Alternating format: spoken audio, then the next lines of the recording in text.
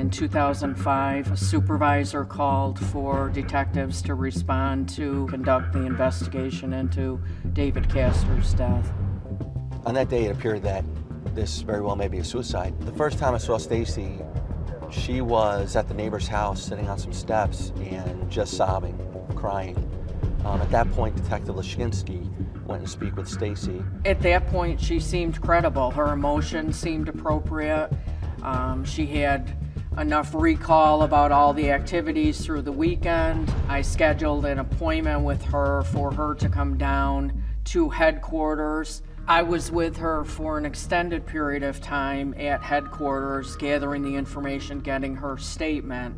She had mentioned to me that she and David had watched a nighttime documentary show in which a woman had killed a husband with antifreeze. That seemed odd to me at the time and became significant later on. After about a week, when I met with Detective Lashinsky, she explained to me that she had re-interviewed Stacy Castor. And during that interview, Stacy told her that her first husband, Michael Wallace, had died as well. She had told me that he had died of a heart attack.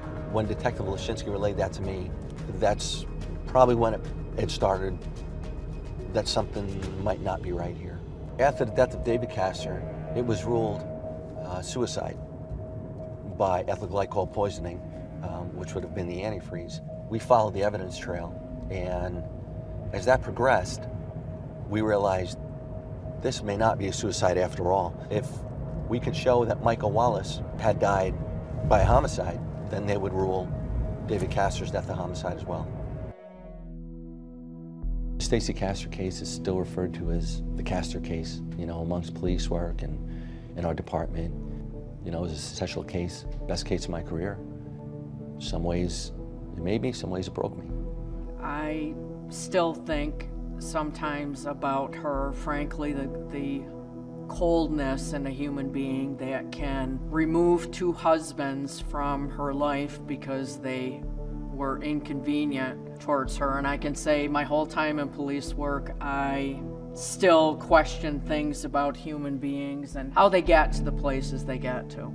How an individual can be so desperate to kill another human being.